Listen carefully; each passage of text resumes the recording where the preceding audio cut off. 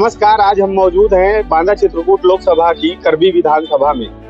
सत्ता का संग्राम, चूंकि लोकसभा का चुनाव की सरगर्मियां बढ़ी हुई हैं, वहीं सभी दलों ने अपने प्रत्याशी घोषित कर दिए हैं। जहां पर समाजवादी पार्टी ने शिवशंकर सिंह पटेल को अपना प्रत्याशी बनाया है, तो भारतीय जनता पार्टी ने आर के सिंह पटेल को अपना प्रत्याशी बनाया है। जबकि बहुजन समाज पार्टी ने मयंक द्विवेदी, एक युवा चेहरा को अपना यहां से लोकसभा का प्रत्याशी बनाया है। यहाँ पे कुछ युवा हैं, इनसे हम बातचीत करके जानेंगे कि इस बार जब वो लोकसभा में चुनाव में जब मतदान करेंगे, कुछ यहाँ पे फर्स्ट टाइम वोटर्स भी हैं और कुछ जो एक बार मतदान इससे पहले भी कर चुके हैं, वो भी सब यहाँ मौजूद हैं। उनसे हम बातचीत करके ये जानेंगे कि आखिर वो जब 20 मई को मतदान करने जाएंगे तो उनका मुद्दा क्या होगा, किस मुद्दे पे मतदान करेंगे।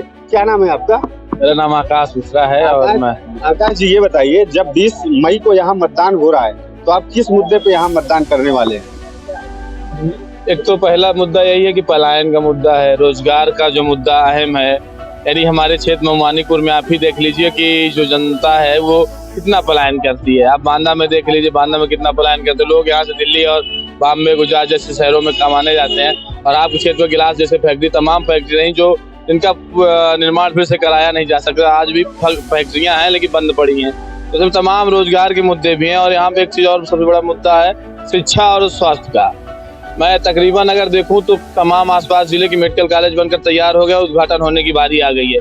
लेकिन आपके चित्रकूट जिले में जब मेडिकल कॉलेज की बात हुई तो आपका बहिलपुरवा क्षेत्र थाना के पास ऐचवारा गाँव, वहाँ आवाज आई कि वहाँ बनने वाला मेडिकल कॉलेज, लेकिन वहाँ से निकल के कहीं और गया।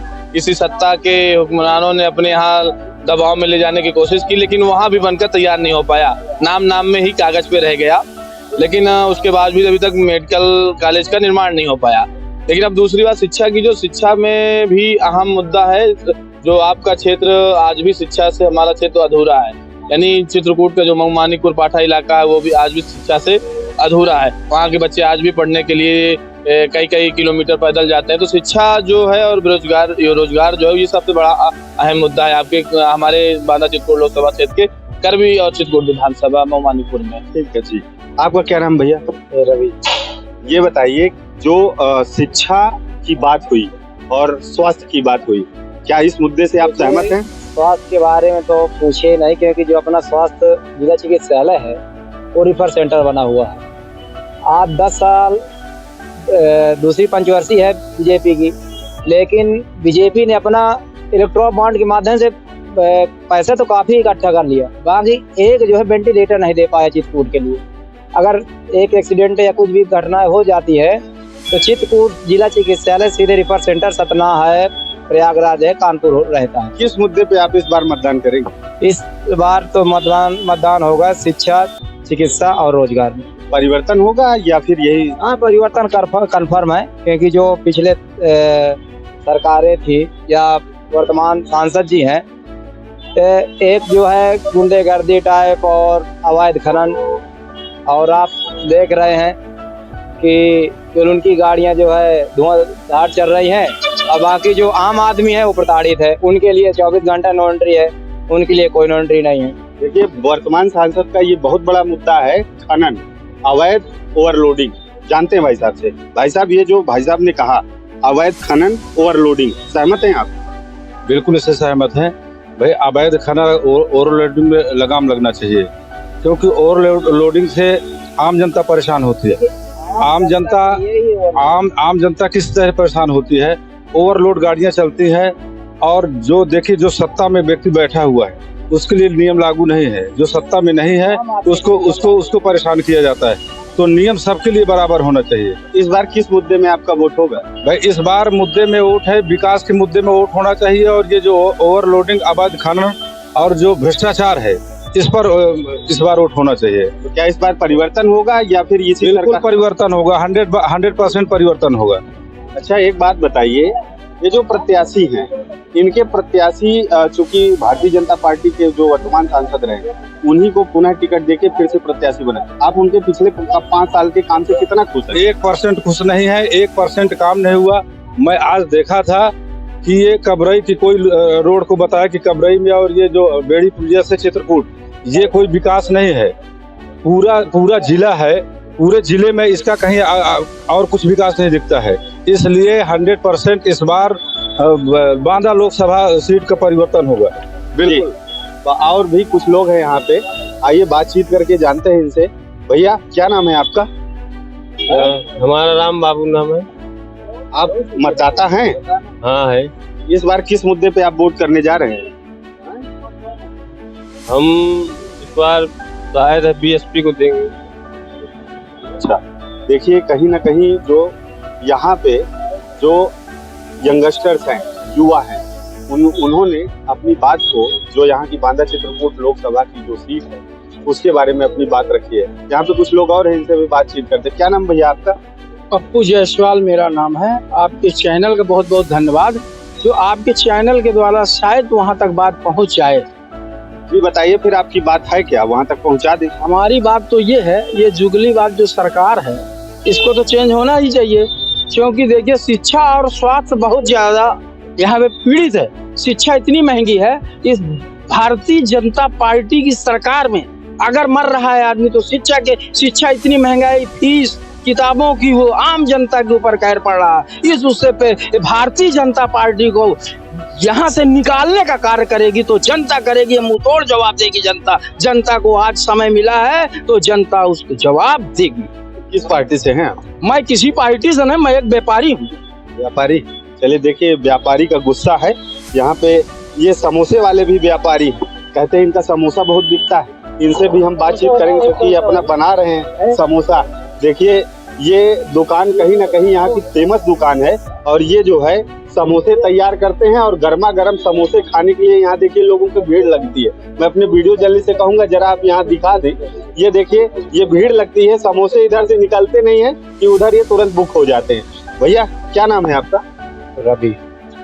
कितना समोसा आप बेच लेते हैं एक दिन में? 1000-1200। अच्छा, जो मोदी जी ने ये कहा कि जो हमारे देश का युवा है उसको हम कौशल के माध्यम से जो बेरोजगारी है उसको खत्म करेंगे, तो ये समोसा आप मोदी सरकार आने के बाद से बना रहे हैं या इसे बहुत पहले से बना रहे हैं?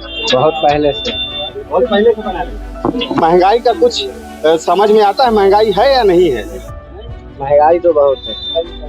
तो महंगाई है तो आपका समोसा तो बहुत बिक रहा है, तो इसमें फायदा भी तो आपको काफी होता होगा। फायदा न हो तो क्यों करें? तो महंगाई का कुछ असर दिख रहा है? जी दिख रहा है। देखिए कह रहे हैं कि महंगाई का असर दिख रहा है। भैया क्या नाम है आपका? नीरज कुमार। मतदाता है? अभी मतदाता नहीं, 18 साल के भी नहीं पूरे हुए। चलिए ठीक है, देखिए ये 18 साल के अभी पूरे नहीं हुए हैं। और भैया आपका क्या नाम है? सुनील। ये बताइए, इस बार जब 20 मई को मतदान होगा, किस मुद्दे पे आप मतदान करेंगे? महंगाई के मुद्दे। महंगाई है? सरकार तो कह रही है नहीं है। सरकार के कहने से क्या हुआ? क्या होगा इस बार? देखिए क्या होगा, वो तो आप बताएंगे। हाँ ठीक। देखिए भैया, समोसा गरम है, बुक हो जाएगा, कहीं ना कहीं उसकी भी जल्दी है। हम आपको अगले अपने एपिसोड में फिर किसी दूसरी जगह से बांदा चित्रकूट लोकसभा का जो मुद्दा है उसके साथ आपको अगली अपनी रिपोर्ट में किसी दूसरी जगह से दिखाएंगे। तब तक के लिए नमस्कार। मैं वीडियो जर्नलिस्ट प्रशांत के साथ सुधीर मिश्रा, एमबी न्यूज चित्रकूट। मिर्जापुर जनपद के जमुआ बाजार में इस समय हम मौजूद हैं। यहाँ पर आप देख सकते हैं काफ़ी संख्या में लोग इकट्ठा हैं। चुनावी चर्चा से लेकर गांव की चर्चा लोग करते हैं आपस में। आप मान सकते हैं कि यहाँ से कुछ ही दूरी पर बनारस का भी बॉर्डर है, मिर्जापुर का भी बॉर्डर है। तो यहाँ लोग बैठे हैं, हम इनसे जानना चाहते हैं कि इस बार 2024 लोकसभा चुनाव बेहद करीब और नज़दीक भी है, किन मुद्दों को लेकर वोट करने जाएंगे। क्या नाम है सर? गिरजा शंकर सिंह। इस बार किन मुद्दों को लेकर वोट करने जाएंगे? बस विकास और भ्रष्टाचार निवारण, यही दो मुद्दे हैं। जनपद में क्या विकास हुआ? जनपद में बहुत विकास हुआ। जनपद में तो जनपद स्तर पर मेडिकल कॉलेज मिला, इसके बाद तीनों जो है जनपद के तीनों रेलवे स्टेशनों का नवीनीकरण हुआ, सैनिक विद्यालय मिला, फिर जो है केंद्रीय विद्यालय मिला, दो पुल बने जो है, एक यहाँ मझवा और एक चुनार का एक पुल और जो है सेंक्शन हुआ है। तो विंध्याचल कॉरिडोर बना, तमाम ऐसी चीज़ें हैं जो बड़ी बड़ी चीज़ें हैं, वो सब के सब अधिकतर मिर्ज़ापुर में हुए हैं और इसी सरकार में, इसी सांसद के द्वारा हुए।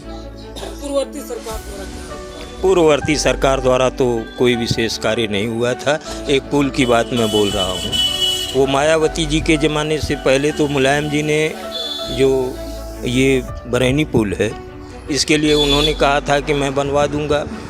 उनकी सरकार चली गई, मायावती की सरकार आई, उन्होंने कहा मैं बनवा दूंगा, नहीं बना। फिर अखिलेश की सरकार आई, उन्होंने कहा कि मैं बनवा दूंगा, नहीं बना। इसके बाद इसी गवर्नमेंट में आकर के बना है। हमारे साथ युवा है, क्या नाम है सर? नरेश कुमार उपाध्याय। इस बार वोटिंग करने जाएंगे, क्या मुद्दा आपका रहेगा? विकास और भ्रष्टाचार पे हम लोग का मुद्दा है। इस बार भ्रष्टाचारियों के खिलाफ हम लोग युद्ध छिड़े हैं और इस बार भाजपा विजयी 400 पार होगी। क्या नाम है सर? रमापति पटेल। इस बार किन मुद्दों को लेकर वोट करने जाएंगे? विकास पर खास तौर से है और जैसे हर क्षेत्र में देखा जाए तो जो विकास इस सरकार ने किया है, हम लोगों को जो उपलब्धि मिली है पिछले सरकारों से उम्मीद रखते हुए भी नहीं मिल पाया। तो विशेष तो विकास ही है।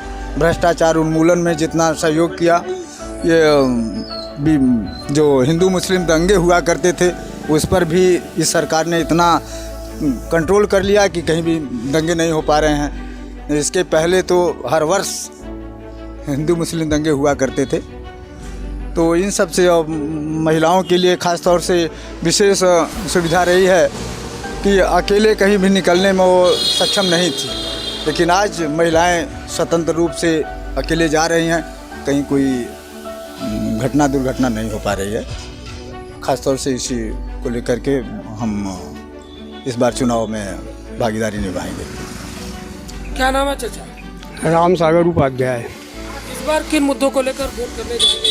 क्या मुद्दा है? राष्ट्रवाद, विकास, भारतीय सभ्यता और संस्कृति का पुनरुत्थान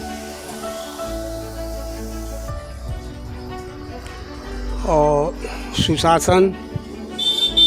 पहले इसके पहले जो सरकार थी तो हम लोग भी शाम के हो जाने के बाद सड़क पर निकलने में थोड़ा संकोच करते थे, इसलिए कि कहीं रास्ते में कोई मिल जाए, क्या गति हो। आज वो सारी मतलब बुराइयां जो है ख़त्म हो चुकी हैं। मेन मुद्दा हमारा राष्ट्रवाद है। क्या नाम है चाचा? हमारा तो सर राजनारायण पटेल नाव पड़ी, लेकिन हमरे तो कुछ समझे नहीं आता, हम का बोलें। क्या नाम है सर? अजीत कुमार प्रजापति। अजीत जी, इस बार किन मुद्दों को लेकर वोट करने जाएंगे? इस बार मैं बेरोजगारी का मुद्दा लेना चाहता हूं। मैं चाहता हूं कि थोड़ा सा सरकार ध्यान दे। विकास और भ्रष्टाचार का मामला तो काफ़ी हद तक इस सरकार में सही है, सुशासन भी चल रहा है। हम चाहते हैं कि सरकार थोड़ा सा रोजगार पर ध्यान दे और पिछली सरकारों से इस सरकार में विकास तो बहुत हुआ है, थोड़ा सा यही मुद्दा पिछड़ा हुआ लग रहा है कि थोड़े रोजगार पे ध्यान दे। बस सरकार बहुत अच्छी चल रही है। हमारे साथ युवा है, क्या नाम है? रामचरण प्रजापति सर। रामचरण जी, इस बार वोट करने जाएंगे तो क्या आपका मुद्दा रहेगा? खाली विकास के लेकर, विकास बहुत से हुए हैं, जैसे कि महिलाओं को स्वयं रोजगार और समूह सखी मेट नाना प्रकार की नियुक्तियाँ की गई। इससे महिलाओं को आर्थिक लाभ भी हुआ, आर्थिक वो अपने पैरों पर खड़ा हो सके। बस यही करना चाहिए। क्या नाम है भैया? जयप्रकाश। क्या मुद्दा रहेगा आपका वोट करने का? बस वही सर, मतलब कि विकास अच्छी से हुए हैं और क्या है कि सड़क और रेलवे के भी अच्छी विकास हुए हैं। इस सरकार में तो हम बहुत परिवर्तन देखे हैं और बाकी तो ठीक ही है। और जो बोल रहे हैं चाचा कि वो बथुआ मतलब कि बेरोजगार के लिए, बेरोजगार बहुत हो चुके हैं, इसीलिए हम चाहते हैं कि बेरोजगार थोड़ा उसका ध्यान दी सरकार। और हमारे साथ युवा है, क्या नाम है सर? हिमांशु कुमार। हिमांशु जी, इस बार वोट करने जाएंगे तो क्या मुद्दा है? विकास की ओर हमारे ये भारत में शिक्षा हो गया, सड़क हो गया, बिजली हो गई। और पिछले सरकारों में ये होता था कि पहले एक जाति वर्ग को नौकरी दिया जाता, और इस सरकार में तो हर जाति के वर्गों को नौकरी दिया जा रहा है। अमन कुमार है। मुझे लगता है कि बीजेपी 400 पार नहीं बट वो जीतेगी भारी मतदानों से। और मेरे घर परिवार में भी सबने बीजेपी को ही वोट दिया और उन्होंने जो काम किया है, जितना डेवलपमेंट उन्होंने किया है, तो इस रीजन की वजह से वो तो फिर से सरकार बनाएगी। 400 पार तो पता नहीं बट सरकार तो उनकी बनेगी। मेरा नाम रायन पटेल है और 400 के आंकड़ा पार कर पाएगी या नहीं ये तो मैं नहीं बता सकता हूँ आपको, बट हाँ बीजेपी को वोट अच्छी खासी मिली। हम लोग भी बीजेपी के सपोर्टर ही और हमारे फैमिली वाले भी बीजेपी के सपोर्टर है, तो हो भी सकती है, कुछ कंफर्म बोला नहीं जा सकता, बट प्रोबेबिलिटी है कि ज़्यादा चांसेस है कि हो जाएगी। हर जगह से परसेंटेज कम हो रहा है, तो आप लोग क्या ये बीजेपी कुछ कहा नहीं जा सकता क्योंकि जब अब ये तो बस न्यूज़ है, एक्यूरेट रिजल्ट जब आएगा तभी सबको कुछ पता चलेगा। इसका तो मैं कुछ नहीं कह सकता कि 400 कर पाएगी पार या नहीं कर पाएगी, बट पिछले 2 वर्ष से भी बीजेपी आ रही है और देखा है लोग ज़्यादा पसंद कर रहे हैं बीजेपी को। मेरे फैमिली वाले खुद बीजेपी को ही वोट करते हैं, तो सरकार तो शायद इन्हीं की बनेगी, बट इसका नहीं कहा जा सकता कि मतलब ये 400 पार कर पाएंगे या नहीं कर पाएंगे। लेकिन वोटिंग परसेंटेज तो बहुत कम है। इसका रीज़न मे भी कुछ और हो सकता है, इसका रीज़न तो कुछ ऐसा फिक्स नहीं पता है क्यों मतलब वोटिंग परसेंटेज कम हुआ है इस बार। जो बीजेपी के इलाके थे वहाँ पर इसको आप कैसे देखते हैं? ये भी हो भी सकता है, नहीं अभी से कुछ कह नहीं सकते मतलब ऐसा। मेरा नाम है मुझे लगता है कि बीजेपी इस बार भी 400 पार कर पाएगी। भले ही वोटिंग परसेंटेज कम हुई है लेकिन जितने भी वोटर्स हैं बीजेपी के वो सच्चे वोटर्स हैं और क्योंकि बीजेपी ने काम भी किया है, जो उन्होंने कहा है उनका जो मैनिफेस्टो था अब तक का वो सब बीजेपी ने किया है और लोगों का भरोसा भी बढ़ा है इस चीज़ से। और जहाँ वोटिंग परसेंटेज कम हुआ है वहाँ बीजेपी के खासतौर पर गढ़ माना जाता था, तो ऐसे में आपको लगता नहीं क्या चिंता का सबब है बीजेपी के लिए और 400 पार करना मुश्किल होगा? ये बीजेपी के लिए तो मुश्किल नहीं होगा क्योंकि जो भी हैं वो बीजेपी के वोटर्स होंगे ज़्यादातर और अपोजिशन में भी ऐसा कुछ खास है नहीं कि जो बीजेपी को टक्कर दे पाए। नाम ऋषभ है और मुझे नहीं लगता कि बीजेपी इस बार 400 पार कर पाएगी क्योंकि इस बार वोटिंग परसेंटेज भी काफ़ी कम है पिछली बार से ज़्यादा 2019 के मुकाबले। और मुझे लगता है कि अब जो हमारा युवा जनरेशन है और लोग काफ़ी अवेयर हो रहे हैं कि क्या चाहिए उनको गवर्नमेंट से और जो वादे किए जाते हैं उनसे वो पूरे नहीं होते। हमारे माननीय प्रधानमंत्री जी ने काफ़ी वादे किए थे जैसे कि एजुकेशन पे और बाकी और भी सारी चीज़ों पे, पर ना कोई प्रेस कॉन्फ्रेंसेस होती हैं ना कुछ ऐसे कुछ मुद्दों पे बात होती है जो कि करनी चाहिए उनको। माननीय प्रधानमंत्री जी मणिपुर मामले में भी शांत बने रहे इतने समय तक, जबकि इतने सारे रैलीज वगैरह हो रही थी, सब हो रहे थे, वहाँ के लोग इतने परेशान थे। चाइना पे शांत बैठे रहे और काफ़ी सारी ऐसी चीज़ें जो उनको बात करनी चाहिए as a leader of the country, वो बात नहीं करते उन बारे में।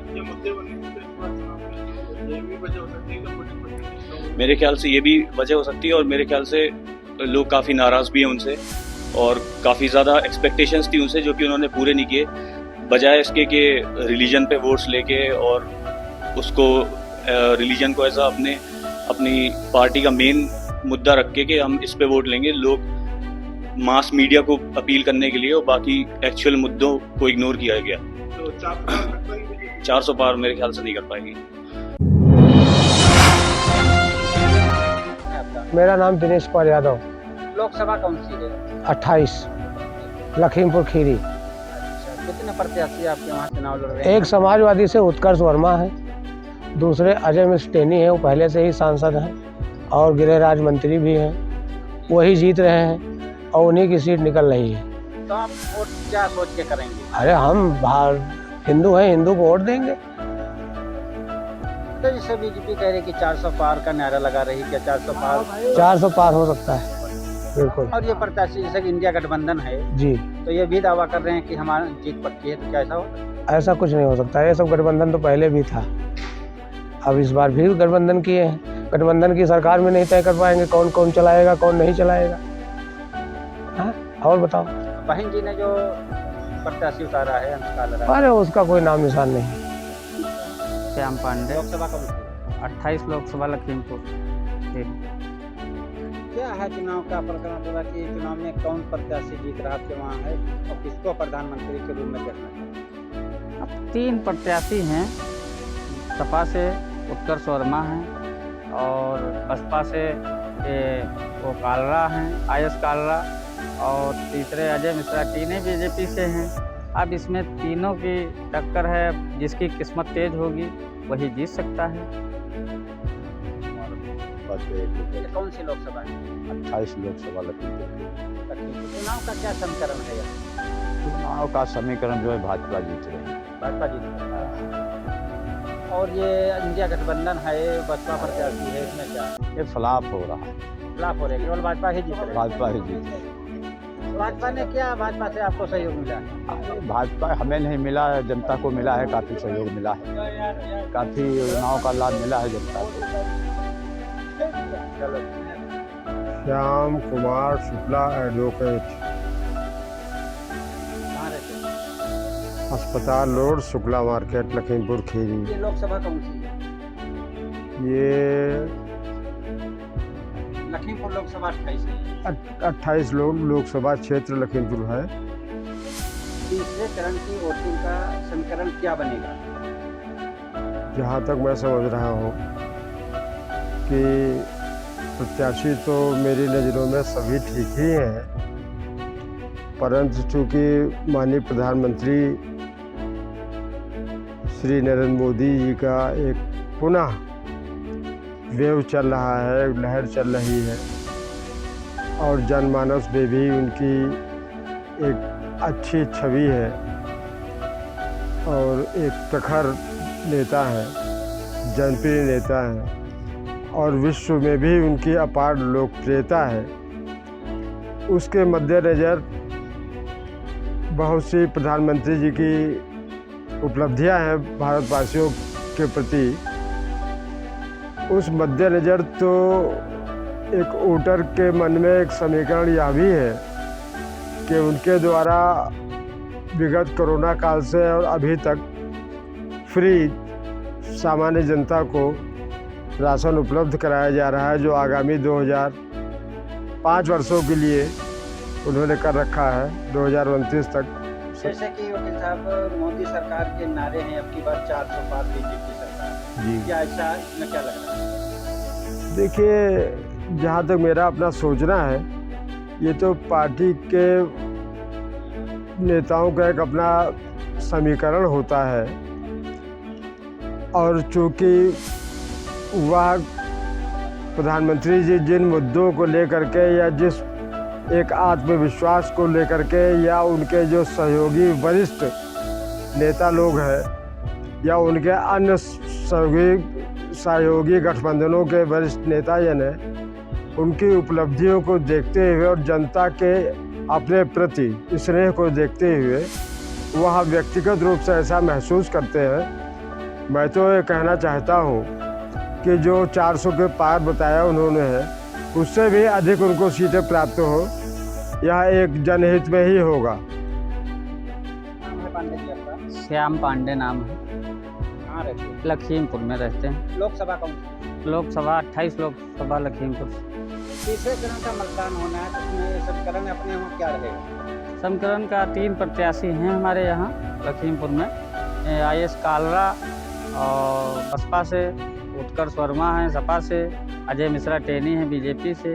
अब तीनों के बराबर है, जोरदार टक्कर। अब इसमें किसका हो सकता है कोई पता नहीं।